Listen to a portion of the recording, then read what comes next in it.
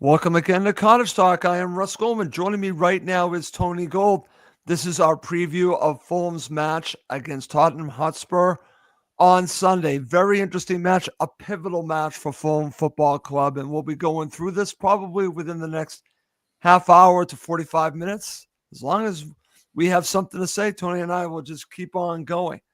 Do want to mention that this is live on YouTube, it's live on X, and it's live on Facebook. But the audio of this will be a podcast on our Cottage Talk Patreon page. So I do want to mention that. And that's how I wanted to start the show. But guess what? I think we have someone joining us or could be joining us shortly. So keep that in mind. We might have someone else joining us. Someone's trying to join us, Tony, but we shall see if that person can join us. But I want to mention the Patreon version of this episode will be on the Patreon page, but you can actually watch it on YouTube, on X, and on Facebook, and we're live. Tony, how you doing? I'm good, thanks, Russ. How you doing? I am doing well. I'm doing good. So let's get going. And like I said, if someone does join us, I will have them join us. But before we do that, I want to get your thoughts on Spurs heading into this match. It's a huge match, my friend. What are your thoughts on what they have to offer, what they're doing? This is always a fixture I look forward to, Russ, because I've got a lot of friends that are Tottenham fans and they love to give it. And I love hearing them talk about their team and, how wonderful they are, et cetera, et cetera. Yep. Evening, everyone. Evening. Look, yeah, listen, let's crack to it. Tottenham are having a very difficult season for their standards, Russ, by their standards, okay? They are a team that are in utter turmoil, both on and off the pitch. The supporters are disgruntled for a whole host of different reasons. And, to be perfectly honest, I think this is a game that really Fulham need to take by the scruff of the neck and put to bed early doors. This is a fixture last season that we won 3-0. Yep. And Tottenham were in a little bit better shape than they were, I believe, than they are this year. But the difficulty now, Russ, is that Tottenham are coming off the back of a good win in Europe on Thursday. Right. So their confidence is up. They've got some big players back. I watched them on Thursday, as you did. So did I, yeah. And look, they will pose threats. They will definitely pose threats against us. I'm not worried about Tottenham. I'm more worried about what Fulham are going to turn up on Sunday, Russ. Yeah, I understand that, Tony. I certainly understand that. And what's interesting here is I think this has a lot more to do. I'm glad that you brought us there to Fulham than it does to Tottenham, because if Fulham play to their capability, they should win this match. I'm not saying easy, but they should win this match comfortable. Not easy, but comfortable, because they're the better team. Table doesn't lie. This is who Spurs are, just like Manchester United. It's really the same situation. So this has a lot more to do with Fulham. If they come with their A game, there's no reason why they shouldn't win it, Tony. That's the way I look at it. 100%. I think, look, there's a couple of things. I think it's Silva's 200th Premier League game, so that's a big milestone for him. I just hope that Fulham turn up and put in a performance which they haven't done in the last few games in order to get a decent result. We were very disappointed against Brighton, rightly so. Yep. We had a little bit of bad luck, but we let's be honest, Fulham didn't play particularly well. We didn't play particularly well against Manchester United, so we haven't been firing on all cylinders. But we have to start. The thing about Tottenham is, because they're in such disarray and because their confidence is, very sort of balanced at the moment, it can go one way or the other very quickly. We need to hit them early, and we need to get into them early to make them start doubting themselves again and bring that back, that feeling of, oh, here we go again. Because once you get on top of that side, they're there for the taking. That's kind of how I look at it, Tony. And for me, this has a lot to do with Fulham getting on top. If they can get on top and get on this team, and we'll talk about how does Fulham win this match. I think the longer Fulham are into this match ahead, the better their chances are of winning this. Because I think, listen, there is an advantage, I feel, to playing a team that's coming off of a European night, especially in the second half. If they are even or ahead going into that second half, Tony, they're going to be in great shape. But I think that they need to be ahead, not by maybe just a goal, by a couple goals. I think if you can put the pressure on them, I think this team folds. Yeah, possibly. Look, that's been their operandi, all season. It's shown that actually, if you do that, they can get some very poor performances and results, as we've seen. But as I said, they've got some big players back. I do think that there will be certain players that will be jaded and tired naturally, because they're just coming back into full games, and some of them haven't played full games for a while. But I think defensively, Tottenham will be as strong as they, possibly can be with Van der Vaart and Romero back in. It'll be interesting to see what he does in midfield and forward areas, but I expect to see Solanke start obviously up front with Son, and probably Johnson comes in, because I think he gives them a little bit more of a bit more energy down that side, and can cause a few more problems. Bergville will have to be watched. I think he's a dangerous player, and as will Maddison, because Maddison is also one of those players that can turn it on the day and have one of those games. So it's not a gimme by any stretch of the imagination, Rush. And as you say, Fulham are going to have to be at it. Silva's going to have to get his tactics spot on, and our starting 11 is going to be very, very important. Totally agree. And I just want to say this before I add another person to this show, which I know everyone's going to enjoy hearing from. Keep this in mind that when I watched the Spurs match, Van de Ven can only play about 60 minutes right now. So for me, that's another reason why you need to get on top of this thing, because I don't think he can go 90 right now. So he's very important to them. So for me, I think the beginning of this message is huge. All right, let's get to it. Let me add Mr. Crawford to the show. Dan, how you doing? Finally, Russ. I only been sat backstage for 10 minutes. Thanks for waiting for me. Appreciate you starting the show without me. Hi. How you doing, Dan? Hi, Tony. Nice to finally do a show with you, mate. I forget that nice you to see you. Filibustering until Goldman could let me on.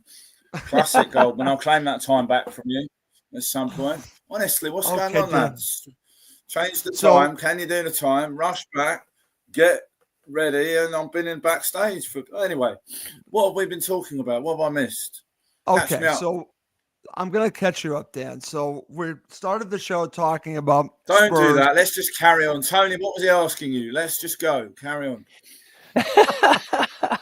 We were just talking about Tottenham. What Tottenham are going to bring on Sunday, and what we need to be wary of and be mindful of. Okay. Well, I think we need to be mindful of the fact that they can score goals, and that they had a decent win actually on Thursday night. I don't know whether both of you watched that game. We did. Yeah. Okay, right. So, for various reasons, half of my family are all Tottenham fans, which is infuriating for them, really, this season, which is funny. And many of them are either Australian or New Zealanders, so they also have thoughts about Ange. He goes from being a disciple. They'll go from being Ange Ball disciples to sort of not regularly, and they all told me that Ryan Sessegnon was done and waste of money and all this sort of thing.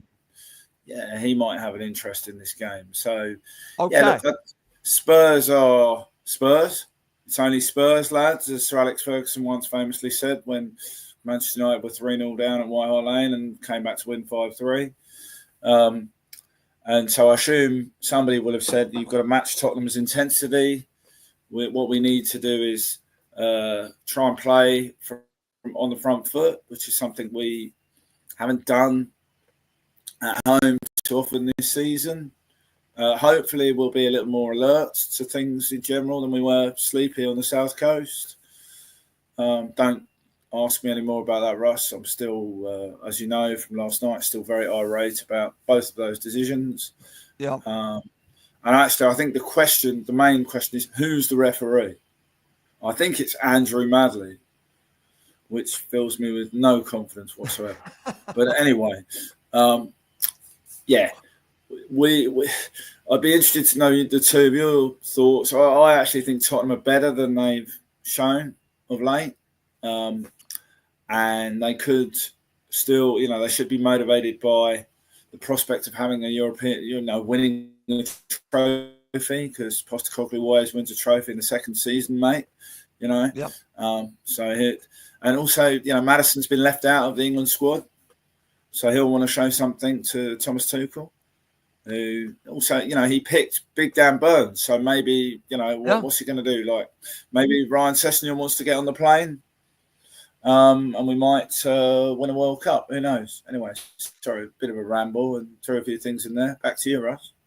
Okay, no worries, Dan. So we were talking about at the beginning of the show. We'll get to it when we talk about how does Fulham win the match in just a bit, because we feel, and Dan, before I go on any further, and Tony and I both have said this, that this match for us has more to do with Fulham and how they play in this match. If they play to their capability, they should beat this team. The table doesn't lie. They are where they are for a reason. Yes, Dan, they are playing better. But if Fulham bring their A game, they should win this match. That's the way I'm looking at it. Well, I don't know. I mean, I'd like to think that, but we've been poor at home this season. This is true. In fact, the actually Silver sides are set up better to play on the counter in general, and it all really comes. You're still missing the player of the season for me, Sasha Lukic. We're going to talk about that, Dan. Well, I understand that, but I'm talking about it now, Ross. Right? Without Lukic in the middle of the pitch, we look easy to play through, largely because he's been playing Pereira there. Andreas, when he wants to play, looks very good. When he doesn't want to play, looks average. And you've got a problem, the Smith Rowe Pereira axis in there. The two of them cannot play in the same midfield. It's, and Emil should be right up for playing against Spurs. But it comes down to what's your format, what do you do? He's got to go 4-2-3-1 or some version of 4-3-3. And what do you do? Traore is not, he's easing Traore back in. So who starts on the left side? If we're talking about, it's all about Fulham, well, does he give Ryan Sessegnon a go on the left side from the off as a left winger? It's an intriguing proposition. You've got to match Tottenham up in the middle of the park. Yep. You've got to be able to stop them playing. It's all very well saying we can play. Yes, we can play, but we've got to take our chances. Got to score goals. Got to go in front. Because once you go in front against Tottenham, it's a much easier game. I agree with that, Dan, and that's kind of where I'm going in regards to this match. And we'll get through that. And you brought us to some interesting places, which I'm going to come back to you and Tony on. But before we get there, I want to ask you about Adama, because he sounds like, according to Marco, might be available. Tony, I'll go to you first. What do you think his role might be? Do you think it's too soon to have him start, or would you throw him right back into the fire? I think if he's fit, he's declared fit and he's feeling good, then he's got to start for me, because he's the one player that has that little bit about him. Unfortunately, as we know, he can be really inconsistent, and you just don't know what Adama's going to turn up. But because of the threats that he offers, and look, at the end of the day, you want to be running at that Tottenham defence all the time, because they are definitely susceptible and vulnerable. They don't like defending, on the edge of their box, and they don't like runners. They don't like players coming at them. And Traore can give you that. So if he's fit, if he's declared fit and he's available, in my mind, we have to start him. Okay. How about you, Dan? It's intriguing because I don't know if he will start. What do you think? You can't start Adama Traore at the moment. Silva said yesterday in the press conference that He's being eased back in gently. He's ahead of schedule, but with his history, and I actually think Adama Traore is inconsistent. Yeah, fine, but he, before he got taken out of the side to make room for Reece Nelson, he was having a great start to the season, right? I think he was being very productive. I went, as you know, to the Hoffenheim pre-season friendly in Germany, and he was magnificent that day. And I was like, whoa, someone's really staking a claim against Harry Wilson for the right side. And look at the players, if you'd have had all three of those, Wilson, Traore and Reece Nelson from the right, from the start of the season, you'd have an interesting dynamic as to who gets into the team. Adama's not, it was a serious injury at Old Trafford, and he wasn't able to play against Brighton, so he's back ahead of schedule. I understand that he's training and doing ball work, but I think it's a real risk to start him from the off, because what if his hamstring goes again, and then he's got a history of that. So I don't think you can start Adama Traore. All things, I agree entirely with what Tony says. If it was 100, if Traore had been playing the last 3 games, you'd want him in there, bang on.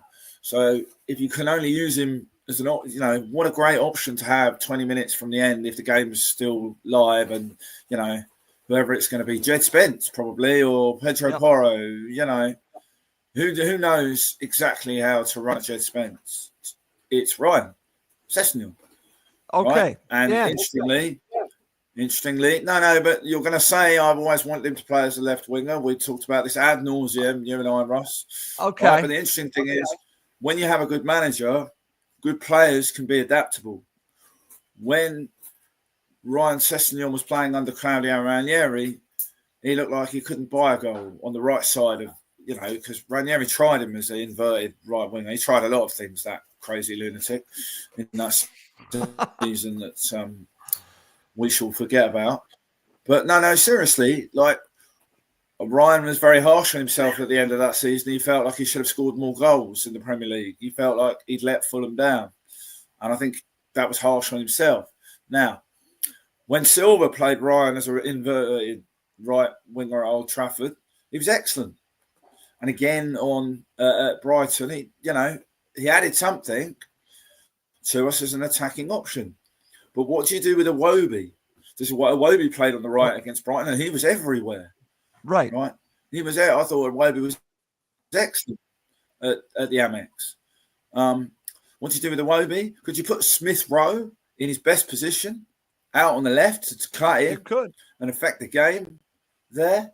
Opens up some options. I just think on the point about Adama Traore, you can't have him break down again. He's so valuable to Fulham. He's the only player, as Tony has said, who can offer you genuine pace and threat in behind, and you can't defend against that guy because you literally have to rugby tackle him or whatever, American football him or MMA him off the pitch. And I notice when people do that to Traore, it's not a foul, which is laughable when you consider what penalties they're given against us, if I might just say, right? But you've got to have prime Traore ready to go. It's a real risk. And as I understand it, you're not quite there. And you've got this is a big period for Fulham. You want to have Traore for that game against Crystal Palace. It possibly can. So I've been leaning towards easing him in off the bench. And you've got options. Josh King could play out wide. Tottenham might have seen Josh King. He could. Or Goddo. You've got a lot of options. You have options, Dan, but you've already been talking about it, and I want to go back to both of you. And Dan, you've already brought us here, because I'm going to make the argument that Marco should really consider this, starting Ryan Sessegnon against Spurs. I think he's ready, Dan. You and I have been talking about this since this summer. I think he has a lot to offer. I think he's fit enough now to do this. Would you start him? That's good. Dan. Page on response. Dan, you there? Hello, mate. Little problem with the internet around the southwest London area here. Can you still hear me, mate? I can still hear you, Dan. Would you start Ryan Sessegnon? Right. Okay, you can hear me. Maybe you can't see me. Sorry, yeah. Don't know what's going on. What was the question? Could you should Ryan Sessegnon start against Spurs? I'm trying to. Correct. That Is is that the the question? question. Yeah, okay. Well, I would, but I'm not sure that Marco would. Because where's he going to start? So he's not going to replace Jedi, I don't think. He will replace Jedi eventually when we cash in on Anthony Robinson, which could be as early as this summer. I hope not, Russ, but, we hear different mood music about that. Now, I happen to believe that Ryan Sessegnon's best position is as a left winger. Right. But I would be careful again with Ryan Sessegnon. He's starting to impact games in a big way. And it's interesting hearing press conference and also in the embargo written meeting last night about Ryan, and that he's starting to see the full versatility. I'll try that again. Starting to see the full range of Ryan Sessegnon's ability to play as a left back, a left wing back, a left winger, a right-sided player. Right. We've got to be careful with Ryan because he's sort of similar case to Adama in that he has hamstring and leg issues historically. He'll be right up to play against Spurs. If he's ready, I think he's an interesting option. But there's a reason, as I keep saying, Marco's a genius and we're sat here trying to predict what he's going to do. The reason why both of those things are true. Okay. Tony, what do you make of this? And Dan brings up a good point. Is he like Adama, maybe not fit enough to start? But what would you do if he is fit enough? Well, I think he is fit enough. He's getting back to some kind of form. He's had a few games. I don't think he's an area we need to worry about too much in terms of his physical shape, because when he played against Wolves, he looked fine. Obviously, Dan's right. You've got to be careful with these players that are injury prone as such. If there was ever a game that you would consider starting Ryan Sessegnon, this would be the game, just because of the history of him being at Tottenham and how it didn't work out for him and stuff like that. But the truth of the matter is, if I'm Marco Silva, right? If you're Marco, I'm probably not starting him. Okay. And I'm going with what's been tried and tested pretty much all season. And the point about Traore is, Traore can get injured whether he starts or whether he comes on in the last 15 minutes. I think that, Dan's right. He's had a bad injury. I can't see Silva throwing him in straight away and saying, you know what, off you go. Don't worry about the injury. So yeah, I think we'll be lucky if we even see Traore, is the honest truth, on tomorrow. So I think he's going to go with tried and tested. I think he will stick with the players that have been playing the last few games. But as I said, those players have underperformed us. Yeah. And they need to put in a performance tomorrow. They need to put in a performance against Tottenham, a team performance that will get the positive result. Okay, excellent. All right. Right back to you, and then I'll go to Dan, because Dan's already talked about this, so I want to tackle this because I think it's key for this match, but not just for this match in general, whenever Lukic can't play. So, Tony, over to you, and then I want Dan's thoughts on this. How do you replace what Lukic offers? Because I don't know if we have a player that can do it, but how do you manage it? Do you go with Pereira and just deal with it? Because as Dan said, that leaves a hole there that Spurs can take advantage of. You can get overrun there. So what do you do in this situation? You can't replace him. That's the bottom line. You can't replace what he gives you, and we haven't been able to. You're filling, a square peg in a round hole when you put Pereira in there. Unfortunately, it doesn't do the team any favors, and it doesn't do Pereira any favors with him dropping in there. But again, Harrison Reed, I don't think he's ready. I don't think he's sharp enough, and just hasn't been playing enough football to go in there and play that role. Yep. So I think, unless Silva's got a magical solution that he's going to come up with that no one's seen before, I think he goes with what he's gone with pretty much all season. He will drop Pereira. I imagine Pereira will start in there with Berger. And as I said, it doesn't help us, but he hasn't shown us, Russ, anything else that he's going to change it up and do something different. I agree with that, but I'm also thinking it just hasn't worked well. But what other options do you have? But I've heard fans suggesting Reed, so that's why I'm glad that you brought this up. Dan, would you just go with Pereira? This is a problem. We knew it was going to be a problem for these two matches. We're talking about against Brighton now, against Spurs, and you've already said it does leave Fulham vulnerable. So what do you do if you're Marco Silva? If I'm Marco Silva, I don't, to be fair, I would have dropped Pereira a long time ago, right? Because I'm a big admirer of what Andreas brings to the team when he's playing well, and he does the number 10 role brilliantly, right? But we've now got about 3.5 number 10s playing in the same midfield, I think, and they're kind of getting each other's way. So I get exactly what Tony's saying about Harrison Reed. I think he's probably suffering from some recency bias, given how gutting the defeat was at the Albion on Saturday, and I don't think that's his fault, frankly. But Tony's right in respect of he hasn't played enough football. So let me try you on someone who really wants to prove something. You're asking me to come up with a magical solution, or what about Tom Kearney in there? Okay. To keep the ball for the first, Kearney can give you 60 minutes, keep the ball, scored a great goal, and then got sent off, in a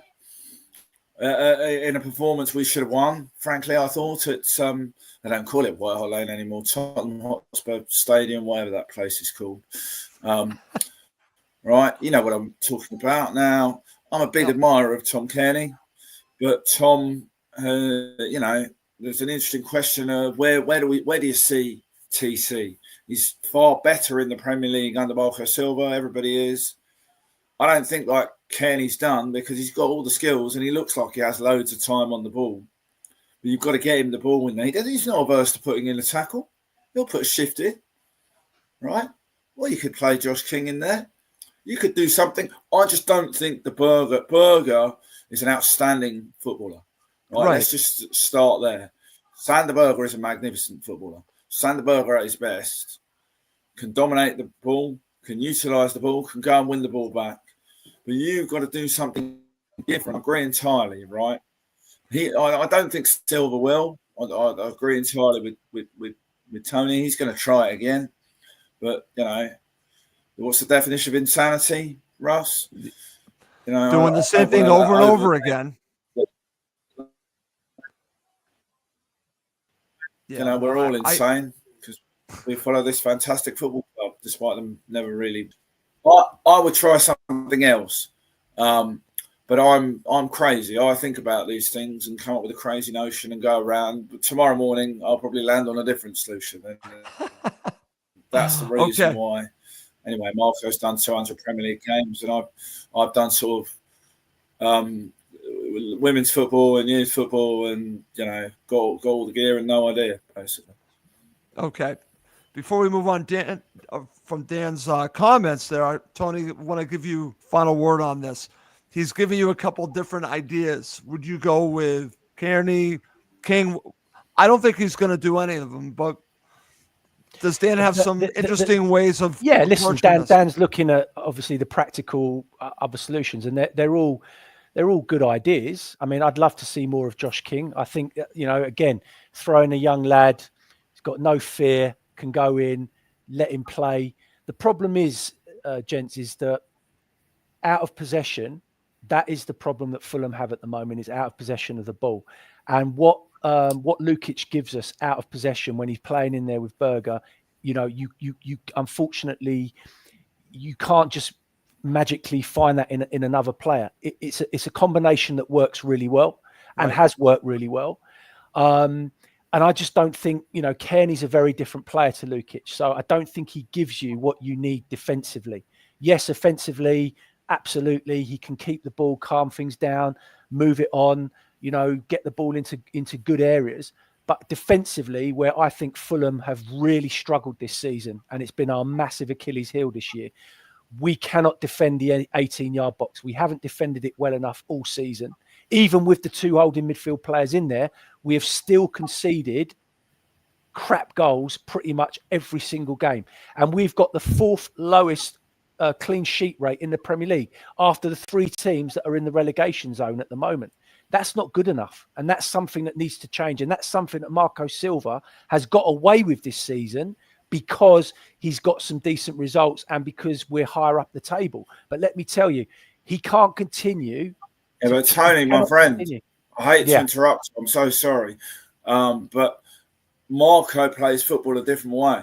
He takes risks. He gambles. He does. And I'd rather watch him roll the dice than sit through. You know, I had to watch 4 years of Scott Parker on my sofa.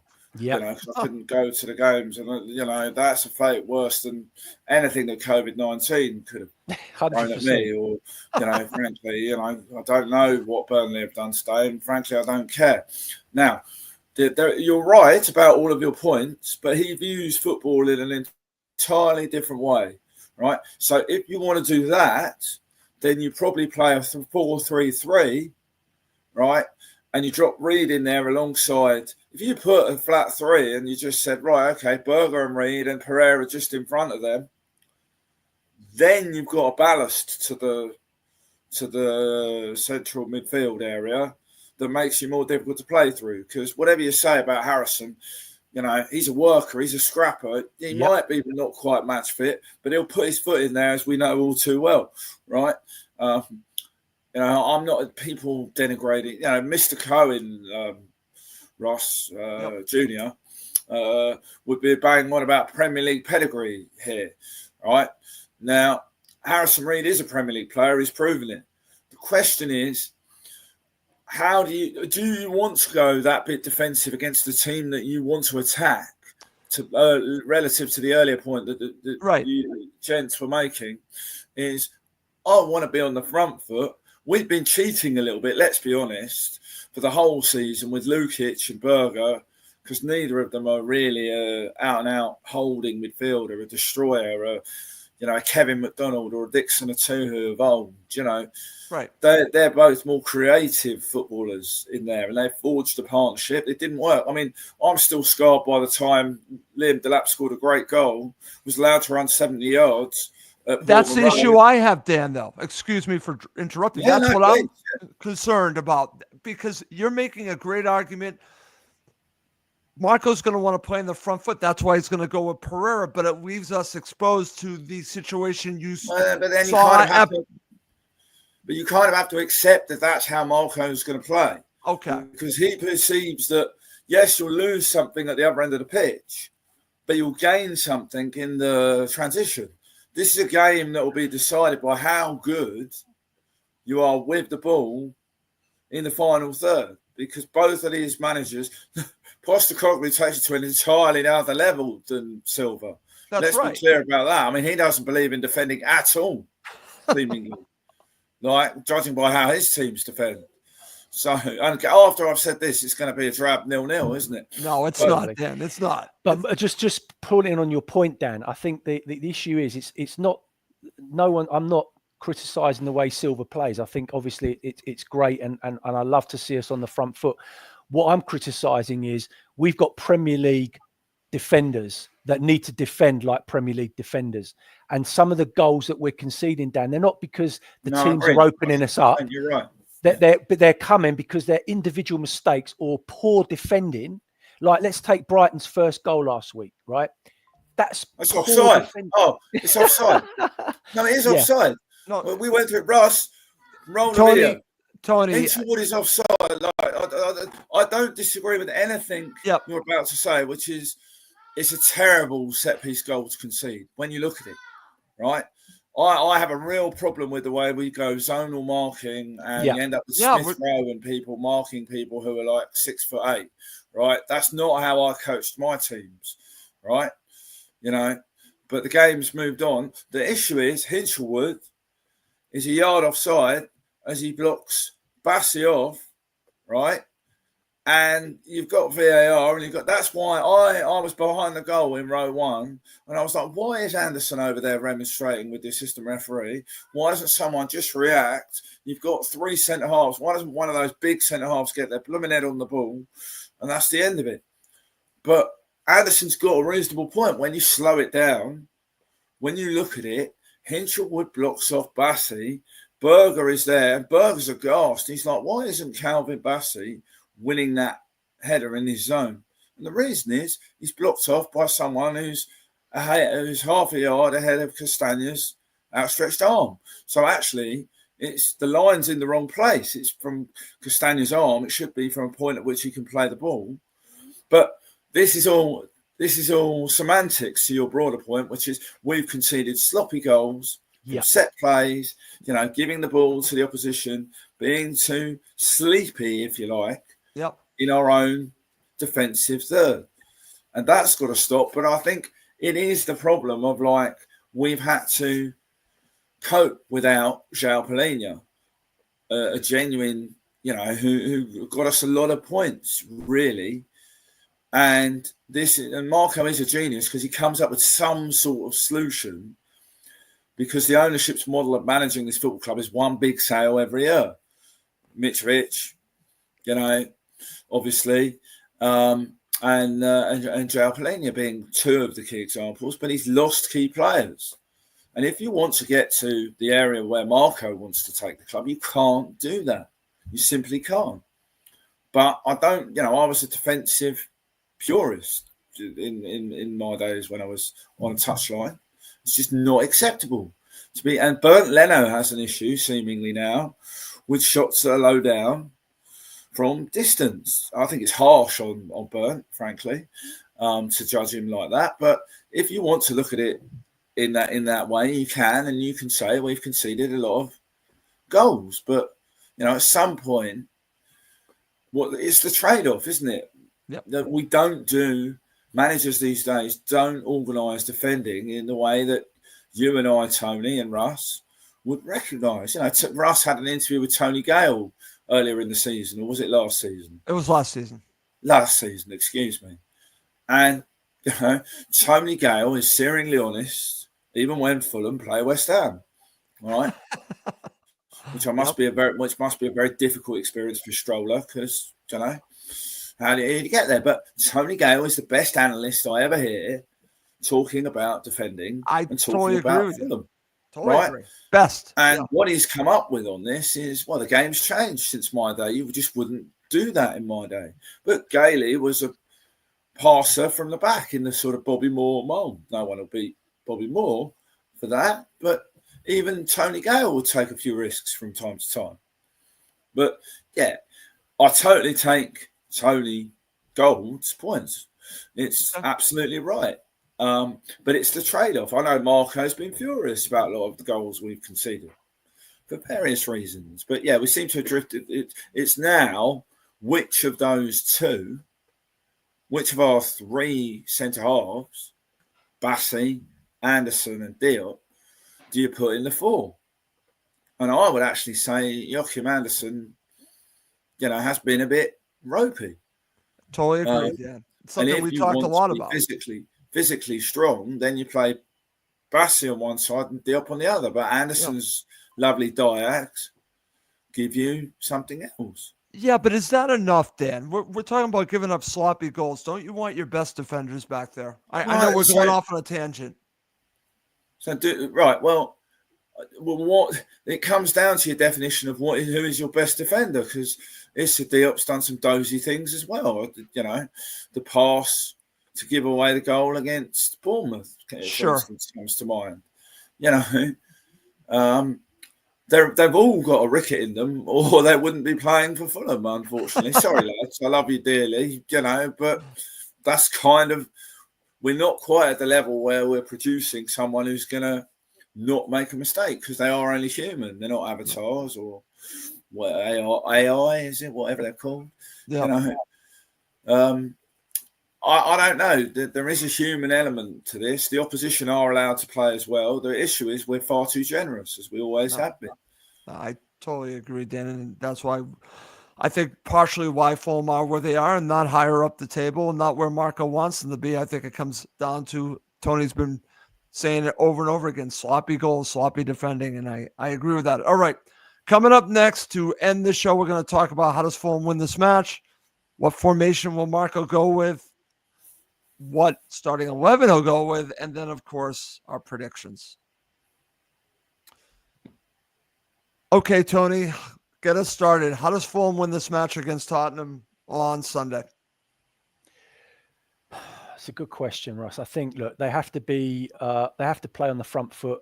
They have to dominate possession. They have to be aggressive, and they have to be nasty, Russ. And what I mean by that is they've got to be resilient defensively, and they've got to be clinical in the final third. I mean, it sounds obvious, but against a team like Spurs, who have got players that can hurt you, and as I said, Tottenham are not as bad as their league position suggests. Let me tell you that. They've got some very, very good and dangerous players. And they are that sort of team that on their day, just like Fulham, can produce. So Fulham are going to have to be wary of that. Silva will know about that. My one concern is, and I think Dan touched on it earlier, our home form hasn't been great. And that does worry me a little bit. But look, ultimately, our big players need to show up tomorrow. Emil Smith-Rowe needs to perform. He needs a performance. He needs to start, showing something. Defensively, we have to be strong, resilient, and make sure that we don't give away, anything stupid. So, yeah. And then obviously creating chances. I think what was great last week is that Iwobi put in some great balls, and that's something that we haven't been doing recently. And our wide players really do tomorrow need to get those balls into the right areas so Raul can attack it and get himself into positions where he can be a threat for us, and not just giving him the ball in areas where, he's having to work his nuts off to make something happen. Okay, very good. Dan, over to you. How does Fulham win this match? Well, Tony's covered some of it. I think attacking Tottenham inverted fullbacks is key, especially down the right side. So who you play on the left side becomes really important. I'd slightly disagree on Emil Smith-Rowe. Tony's right, fundamentally. Emil's not shown the level of performance or output, shall we say, in terms of goal scoring and assists. But you can't, I don't like, I'm afraid, this sort of thing of like goal contributions, because as Tony's pointed out, we've struggled sometimes to create those chances. Is that Emil's fault? Yeah, possibly. But he has popped up with goals. It's difficult for him. He's coming off a long stretch of injury and fit of form and fitness. And he's quite a shy character, Emil. And it was clear that, and he's been tried in a number of different positions. I've spoken to a lot of people who've watched a lot of Emil Smith-Rowe. I've watched a lot of Emil Smith-Rowe, from coming through Arsenal to playing for England to... and I was really excited when we signed him. And I'm still excited now because there's a player there. But what is Emil Smith-Rowe's best position? For me, it's in the inside, what you would call the old inside left, right? Because not that you can hide him there, but he can interchange with a number 10 if you play with a number 10. He can interchange with he can pop on the right. He can go into places. He can take defenders into places where they don't want to be. The problem is that he's too deep a lot of the time, and so is Pereira. If you're playing them in the same midfield, they're too deep when they're getting the ball. They're turning and keeping possession, and they're on the halfway line rather than being in the final third. Right. So how do Fulham win the game? They've got to get numbers into the Tottenham penalty area. They've got to. And we can move the Tottenham defence around. That doesn't mean it's just pure pace. The kind of invention and nice passing that we put together at Spurs in the first half, you've got to finish it. Now, it's interesting. Jimenez scored a fantastic goal last week, and it's not marked on enough how good that finish is, how good that touch, and how good that finish is. Rodrigo likes a goal against Tottenham. Does Silva do something bold and say, all right, Rodri, on you go? I don't know. I think it's nice, actually, that we're in a position where there are a few options to try. And how do we win the game?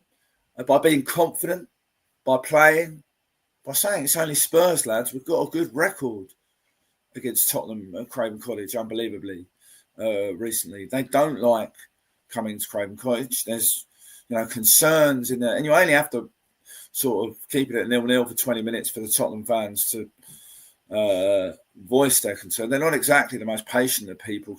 No, not at all. Considering the last time Spurs won anything, it was screened in black and white. The league, that is, and yeah, we'll get some irate Tottenham fans for that. But Billy Nick and all of that stuff, they played some great football, but it's so long ago. And you've also got to be better defensively. Tony's right. That's how you win the game. Yeah. But I think it's also about being alert to situations. And Marco maybe has got to. I thought Marco waited too long again on Saturday to change it up in the second half. But that's Monday morning quarterbacking. We've got to be confident, go on the front foot, ask them questions, and see how it goes. Okay, excellent stuff there, Dan. All right, let's talk about formation, because I'm confident that he's going to revert back to, say, like a 4-2-3-1 that we know, or a version of what, like you said, 4-3-3, but it's pretty much 4-2-3-1. Dan, does he do that, or does he play with three center backs? I feel that he's going to revert back, because I think that gives you what he's going to do or what he should do. What's the question? How about both? What should he do, and what do you think he'll do? Well, I don't know what he'll do, to be honest. I think he's a little less predictable than people make out. He's obviously tried a few things. The honest answer is you've got so many questions about fitness. I don't see the boys train. None of us do, right? Right. I saw a little bit, as you know, on Thursday, but through a hedge, very difficult to tell you what was, or the totality of what was going on, and that's probably ruined my chances of going back to Hotspur Park. Sorry, Carmelo. I'll answer with what he should do, for my money, is play the 4-2-3-1 that he likes, but make some personnel changes. That's where I'd be looking here. Okay. Anyway, let Tony have a crack at it. I'll let Tony get a crack at it, then we'll talk about the starting 11. Tony, what formation would you play, and what do you think he's going to do? Based on Tottenham at home and the fact that last week, look, I don't think it was a bad performance last week. I just genuinely think that we were just a bit unlucky, and it just didn't happen for us on the day. The truth is, I think Dan's right. He could go with either or, and it's very hard to know which way he's going to go. If it were me personally, I would drop Diop out and go 4 at the back. And I think Dan's right. I think actually I'd give Smith Rowe a chance down the left, take him out of that area and just try something different. And maybe bring in Kearney, play Pereira in the 10 role. Okay. And go with that, because I don't think he's got that many options. Genuinely, I don't. And I think he's going to be looking at it tonight, and he's probably made up his mind anyway. Yeah, I'm but sure ultimately, he has. Look, I think that whatever way he goes, ultimately it's down to the 11 players to go on the pitch and perform, Russ. Yep. And as I said, that's something they haven't done in the last 2 games. They just haven't performed. They've done it for like a 10-minute spell or a 15-minute spell. But when was the last time? Probably Wolves was the last time where that was a complete performance. Where we were at it and we didn't let up. We controlled the game, and we haven't controlled the game for quite a while. And that's something that you're going to have to do against Tottenham, because if you don't control the game, they have players that can hurt you. They've got individual players that can hurt you, and that is what we need to be really wary of tomorrow. The last time that I think Fulham really controlled the game and was really going at a team was Nottingham Forest, Tony. I think that was the last time I can remember that they really were in complete control. But I think that that also deals with Nottingham Forest. They're different than Tottenham. Tottenham are going to want to take it to Fulham. They'll play only one way, as Dan said. They're not going to change. Does Marco change to play against the opponent, or does he just worry about Fulham? That's very interesting part of this match. The unpredictable part is what he'll do. So that's going to lead us to talk about the starting 11, Tony. Let me go to you first. What would you do with a starting 11? Because we're talking about it's unpredictable from Marco. What would you do? I say I'd go with a 4. I'd go with a 4 at the back. Look, we've discussed this a lot, and I feel Anderson is a lot less comfortable playing, alongside just the one. I think he looks much more comfortable when he's got Diop and Bassi there. And maybe it's because he gets a bit more of the ball and then it allows him to spray it left and right like he does and stuff like that. And I don't think he gets that opportunity as much playing in a 4. But ultimately, I think he goes with a 4. I say I would go with Kearney, Berger, Iwobi, Smith Rowe, Pereira, and Raul. That's how I would go. That's interesting. Okay. How about you, Dan? What would you do? Yeah, so I'd see it slightly differently. So I'd do Leno in goal. It's obviously going to be Castagna right back because Tete, interestingly, we haven't talked about it, but Tete is making real progress. So he could be back in a couple of weeks' time. That's good. I'd go Diop and Bassi, frankly, because they didn't do anything wrong. And that's been the best pairing in a 4 this season. And Robinson at left back. And then I'd go with Berger and Reed to bolster that central midfield. Iwobi from the right. Smith Rowe in the 10. Sessegnon on the left. And Jimenez through the middle, because then you've got it poses Tottenham a different question. And I think, although I've said Smith Rowe has been interestingly used well when he's played inside left, I think you've got to make a decision about I've watched enough of it, and I don't think those two, Pereira and Smith Rowe, can play together at this moment in time. They might be able to when those roles are more defined, but it's actually harsh on Andreas and harsh on Emil to ask them to do half and half and cheat a little bit, because Pereira's best position is number 10. But I'd be saying, well, Andreas, you ain't really been at it and you've been flirting with Marseille and, all of that nonsense. Yep. Right? Well, we've signed Emil, we believe in Emil, and Ryan will be well up for it. But that's just me wanting to pose different questions. I'm fine with Tony's team. Yep. I just see it slightly differently to win the game against Tottenham. You go with something different and something that Postecoglou won't be expecting as well. Well, that's interesting that you said that, Dan, because I think that was a factor in Fulham beating Wolves, because I don't think they were ready for that. So do you throw something different? Would that help them? Going back to the loss of Lukic, does he have to mix it up to be unpredictable? Yeah, look, I mean, I would just say I think we were very comfortable at Old Trafford for a long, long time in that game. Yep. Right. Now, the calibre of Manchester United is not where we should be. But I would actually say we were very comfortable. And I was not very comfortable during the penalty shootout. But it turned out Bernd Leno and Raul Jimenez, who was pointing which way everyone was going to go. Really interesting. I love that. That was awesome. Yeah. How good is it that we've won, set aside Preston, which was a mad evening, but we've beaten Spurs on a penalty shootout after Kenny Tete ran off the field. No one's explained to me why that happened. No one's able to explain why he ran off the field. Why didn't he just fall down and lie on the floor? Right, that was bizarre to me.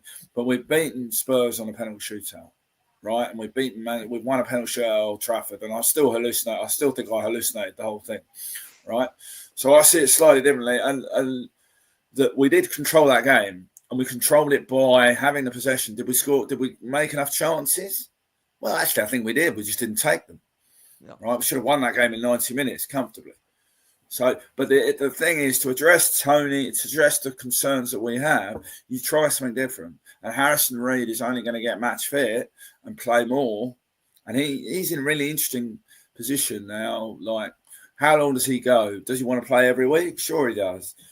Does he have some loyalty to Fulham? Absolutely. But he needs an opportunity to, and you've got then some finishers, if you like, to come and finish the game or change the game from the bench. right? And that they could include Traore. Certainly, they'll include Kearney. Yep. And then it's very much an 18-man game now. Yeah, and those 5 subs are really, and how you utilise them are really important.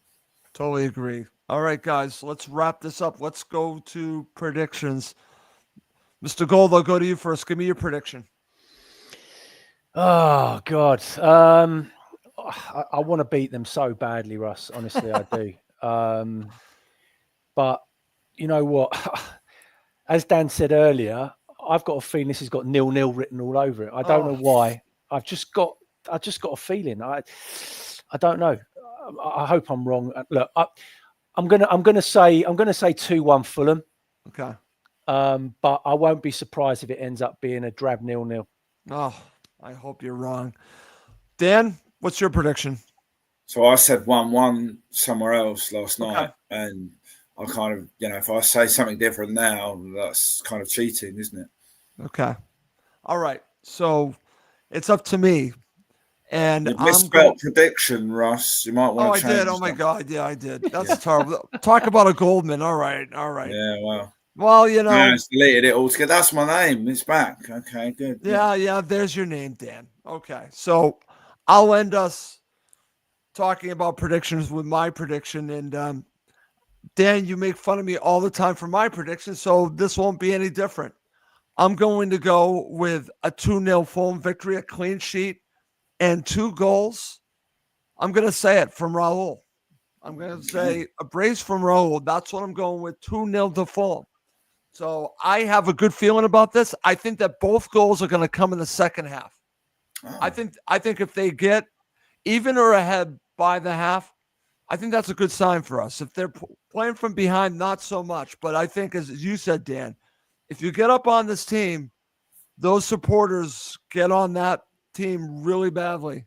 So for me, you got to play from ahead. 2-0 to Fulham, Dan. That's what I'm going with. I like it, Russ. Okay, okay, good. Well, great show. Mr. Gold, thank you so much for doing this. No, thank you for having me. Great to do it. Lovely to see you, Dan. Good stuff. Thanks, mate. Yeah, good to see you. Big admirer of what you brought to Cottage Talk, and I would just say it's great fun doing this again with you, Russ. Even if you left me waiting for 8 minutes, it's not the worst not the worst 8 minutes I've experienced. Even in the last 7 days or so, there's one at the Amex that was worse than that. So, okay. Well, at least you're not Sam Barrett. Okay, right. But Dan, I apologize for that. I was trying to get you on, and for whatever reason, it wasn't allowing me to. I think the viewers will have been fine with 8 minutes of me not being on the That's show. not true, Dan. Pleasure to do it. Come on, you whites. Let's go. Okay. Well, that's good to do it for this episode. He's Dan Crawford. He's Tony Gold. I'm Russ Goldman. Thank you as always for watching and listening to Cottage Talk.